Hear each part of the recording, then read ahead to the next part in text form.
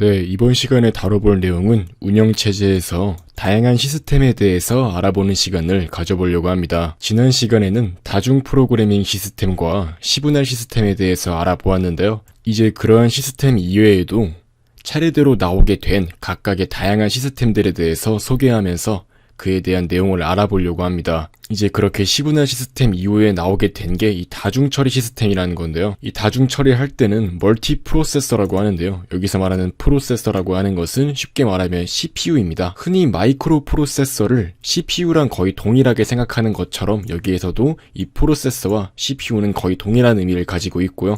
말 그대로 CPU가 여러 개인 그런 시스템을 의미하며 각각의 CPU들이 아주 밀접하게 통신을 하는 그러한 구조를 가지고 있습니다. 당연히 성능이 하나의 CPU가 있을 때보다 훨씬 빠르겠죠? 그리고 이제 다른 장점으로는 하나의 처리기가 만약에 고장이 나더라도 속도가 느려질 뿐이고 시스템은 정상적으로 작동을 한다는 것입니다. 이게 바로 다중처리 시스템의 장점이라고 할 수가 있고요. 지난 시간에 배웠던 다중 프로그래밍 시스템과 시분할 시스템 같은 경우는 CPU가 하나이지만 그 CPU를 어떻게 스케줄링 하는지에 관한 그러한 내용을 다뤘던 건데 여기선 이제 CPU 자체가 여러 개인 경우를 이야기를 하고 있는 거예요. 당연히 훨씬 빠르고 CPU끼리 어떠한 메모리 자원을 공유하면서 요즘에 흔히 말하는 인텔 CPU 중에서 코어 그런 것들이 이 CPU 개수나 CPU의 능력과 굉장한 관련이 있습니다. 이러한 다중처리 시스템 같은 경우는 흔히 이렇게 두 가지로 분류를 하는데요. 먼저 대칭적 다중처리 시스템 같은 경우는 각 CPU가 하나의 운영체제 하에서 작동하는 걸 말합니다. 또한 CPU끼리 서로 동등한 위치에서 데이터를 효율적으로 공유하는 구조로 운영이 되고 있는 거죠. 그러니까 이런 식으로 CPU가 여러 개가 있고 각 CPU는 뭐가 더 우선순위가 있다, 뭐가 더 우수하다 그렇게 볼 수 있는 게 아니라 각각 이제 서로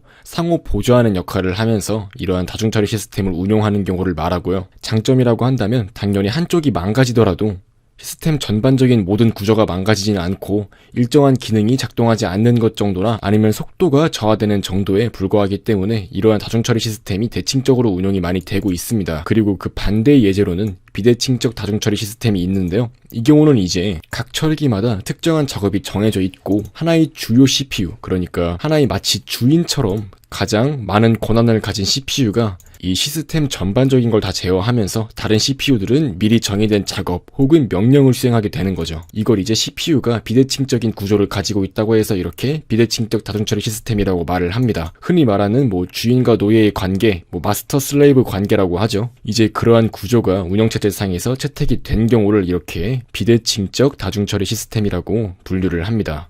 자, 이제 다음으로 얘기해 볼 거는 바로 분산처리 시스템인데요. 이 분산처리 시스템 같은 경우는 네트워크를 이용해서 이제 동시에 작업을 처리하는 시스템으로서 각각의 CPU들은 메모리를 공유하지는 않습니다. 당연히 네트워크를 이용해서 작업 자체를 이제 서로 빠르게 처리할 수 있도록 해주기 때문에 당연히 적절하게 자원을 공유해서 계산 속도가 전반적으로 증가하고 그리고 이제 마찬가지로 한두 개의 장치가 망가진다고 해서 전반적인 시스템 자체가 모두 작동하지 않거나 그런 식으로 되지는 않기 때문에 신뢰성이 굉장히 높다고 할 수가 있죠.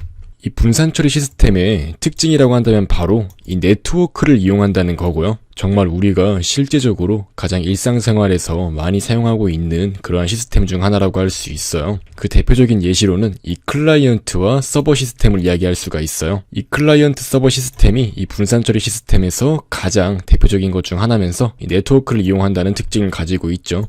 클라이언트가 서버로 어떠한 작업 요청을 보내고 서버는 그 작업을 수행해서 다시 클라이언트한테 응답을 보내는 구조라고 할 수가 있어요. 이제 흔히 우리가 네이버나 아니면 구글 이런 데다가 로그인을 하게 되면은 우리가 계정 정보를 보낸 게 맞으면은 로그인에 성공을 시켜주고 그렇지 않은 경우에는 로그인에 실패했다는 메시지를 출력해주는 경우가 많잖아요. 이제 그런 것처럼 대표적으로 웹사이트와 접속자 사이의 관계를 이야기할 수가 있는 거예요.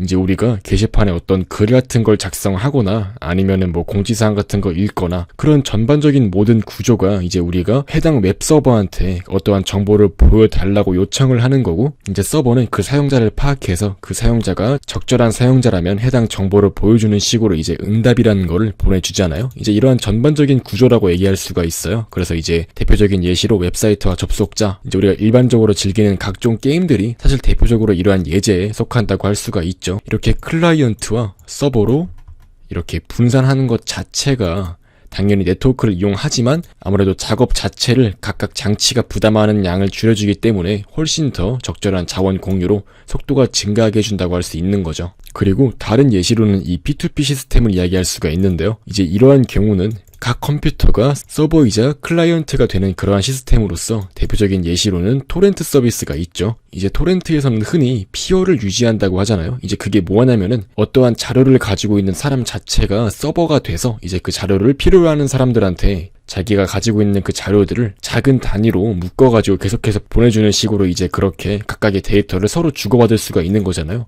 이제 바로 그러한 시스템 자체를 P2P 시스템이라고 말합니다. 각각의 컴퓨터가 클라이언트, 그러니까 데이터를 받는 사람이 되면서 그와 동시에 데이터를 다른 사람한테 보내주는 서버가 되는 걸 말하는 거죠. 네, 아무튼 이렇게 분산 처리 시스템에 대해서 한번 알아보았고요. 이제 그리고 다음으로 얘기해 볼 건 바로 이 클러스터 시스템이라는 건데요. 이 클러스터 시스템이라는 거는 물리적으로 많은 CPU를 정말 한 곳에 모아서 특정한 작업을 수행하는 시스템이라고 할 수가 있어요. 정말 뭐 대표적인 예시로는 기상청의 대형 컴퓨터라든지 아니면 뭐 구글에서 각종 연산을 위해서 많은 CPU를 정말 물리적으로 한 곳에 모아서 특정한 작업만을 수행하는 그러한 시스템들을 의미합니다. 네트워크, 그러니까 랜으로 이제 서로 연결이 돼서 각각의 CPU는 다른 CPU와 상호작용을 하면서 고속 처리 서비스를 지원하게 되는 것입니다. 위에서 언급하고 있는 이 분산 처리 시스템보다 훨씬 더 짧은 네트워크를 의미해요. 말 그대로 랜이죠. 정말 물리적으로 한 곳에 모여야 되기 때문에 실제로도 정말 가까운 위치에서 통신이 이루어진다고 할 수가 있고요. 그리고 뭐 서버와 클라이언트처럼 분류하는 게 아니라 이제 특정한 작업을 위해서 물리적으로 정말 많은 컴퓨터들을 모아서 한꺼번에 어떠한 데이터를 처리하는 그러한 속도를 더 올려줄 수 있는 형태라고 할 수가 있어요. 이제 이러한 클러스터 시스템 또한 마찬가지로 두 가지 분류로 나눠질 수가 있는데요. 첫 번째는 이렇게 대칭적 클러스터 시스템이 있습니다. 이 경우는 이제 각각의 CPU가 호스트가 돼서 서로를 관리하는 구조로서 이제 둘 이상의 작업을 수행할 수가 있습니다. 반면에 대칭적 클러스터 시스템 같은 경우는 아까 위에서 언급했던 것처럼 이제 마스터 슬레이브 관계에 가깝다고 할 수가 있어요. 호스트 CPU가 다른 CPU를 관리하면서 이제 특정한 CPU가 작동을 중지하면 이제 그 호스트 CPU가 그 작업을 돕거나 아니면 다른 CPU를 이용해서 어떠한 작업을 지시하거나 이제 그런 식으로 작업이 이루어지는 경우를 말해요. 이제 말 그대로 대칭적으로 모든 CPU가 동등하냐 아니면 비대칭적으로 모든 CPU가 동등한 상태가 아니라 이제 호스트 CPU나 아니면 더 많은 권한을 가진 CPU가 따로 존재하느냐 그런 차이로 구분한다고 생각하시면 되고요.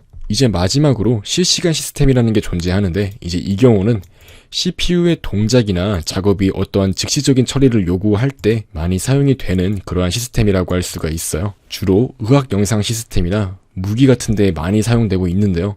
실제로 정말 많이 사용되고 있는 시스템 중 하나라고 할 수가 있습니다. 이제 예를 들면은 한국에 있는 어떤 의사가 외국에 있는 어떤 환자를 로봇이랑 의학 영상을 이용해서 소통을 하면서 진료를 해주고 있다고 가정을 해볼게요. 이제 한국에 있는 의사가 네트워크를 통해서 외국에 있는 어떠한 로봇한테 명령을 내린다고 할 수가 있는 거죠. 예를 들면 이제 어떠한 신체 부위를 꿰매거나 그러한 명령을 내릴 수가 있는데 이제 어떠한 신체 부위를 봉합할 때가 돼서 이제 봉합하라고 명령을 내렸는데 이제 그러한 명령이 실시간으로 전달이 안 되고 뭐 다른 우선순위를 가진 작업들한테 밀려서 만약에 전달이 안 된다고 가정을 해볼게요. 이제 그런 경우는 이제 환자 입장에선 굉장히 생명이 위태로울 수가 있는 거죠. 그렇기 때문에 보통 그렇게 의학 영상 시스템이나 무기와 같이 실시간적으로 막 위치를 파악해서 아주 빠른 처리를 요구하는 그런 시스템에서 많이 실시간 시스템이 채택이 되고 있어요. 말 그대로 실시간이라 할 수 있을 만큼 즉시적인 처리를 요구할 때 사용이 되는 시스템이라고 할 수가 있고요. 이제 이러한 실시간 시스템 상에서도 그 정도에 따라서 연성 시스템이냐 아니면 경성 시스템이냐 이렇게 나눌 수가 있는데요. 이 연성 실시간 시스템 같은 경우는 어떠한 작업 자체가 다른 작업보다 훨씬 우선순위를 가지고 빠르게 계산이 돼야 되긴 하지만 절대적으로 시간만을 중요시하지는 않는 시스템으로서 이제 일반 컴퓨터에서도 많이 사용이 되고 있어요. 이제 그렇게 시간을 중요시하되 조금 유하게 간다고 해서 소프트 리얼타임 시스템이라고 말을 하고 보통 이제 우리가 컴퓨터를 이용해서 음악을 들을 때나 아니면 뭐 동영상 같은 걸 재생할 때는 웬만해서 컴퓨터가 렉이 걸리더라도 그게 중간에 끊기지 않잖아요. 이제 그런 게 이러한 실시간 시스템을 반영한 연성 시스템 구조라고 말을 할 수가 있는 거고요. 이제 아래에 있는 경성 실시간 시스템 같은 경우는 이제 아까 전에 말했던 것처럼 정말 무기나 아니면 의학적인 데에 많이 사용이 되는 것으로서 정말 빠른 시간 그 자체가 절대적으로 요구가 되는 시스템이라고 할 수가 있어요. 그래서 이렇게 단기 메모리만 써가지고 정말 시간 엄수를 최우선적으로 끌어올리는 경우를 말해요. 그래서 예를 들면은 정밀하고 신속한 위치 판별을 요구하는 어떠한 무기, 그러니까 미사일 발사 시스템 같은 경우를 이야기할 수가 있어요.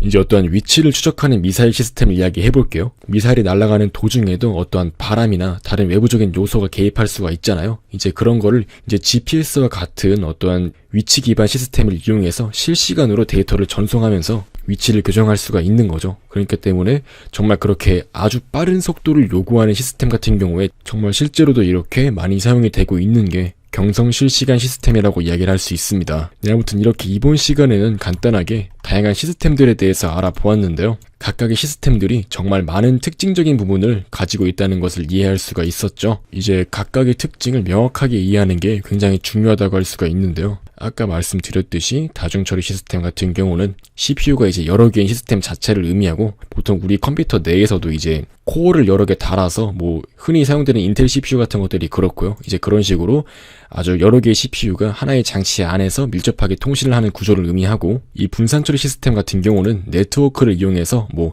서버와 클라이언트를 나눠서 구분하거나 아니면 P2P 같이 이러한 네트워크 통신을 이용하는 시스템을 이야기하고요. 그리고 클러스터 시스템 같은 경우는 정말 물리적으로 CPU 자체를, 많은 컴퓨터 자체를 정말 한 곳에 모아서 특정한 작업들을 수행하도록 하는 그러한 시스템을 의미합니다. 이제 랜선으로 각각의 컴퓨터를 연결을 해가지고 각각의 CPU가 다른 CPU와 상호작용을 해서 정말 더 빠른 계산을 할 수 있도록 도와주는 시스템이라고 말할 수가 있고, 그리고 마지막으로 얘기했던 게 바로 이 실시간 시스템입니다. 이 경우는 말씀드렸듯이 주로 의학 영상이나 아니면 무기 같은 그러한 관련 시스템에 많이 사용이 되고 있는 거고, 정말 엄청나게 빠른 속도나 즉시적인 처리를 요구할 때 많이 채택이 되는 그러한 구조라고 할 수가 있는 거죠. 네, 아무튼 이번 시간엔 이렇게 다양한 시스템에 대해서 알아보는 시간을 가졌고, 각각의 시스템들의 정확한 특징을 이해하는 것이 중요하다는 것 또한 이야기를 했습니다.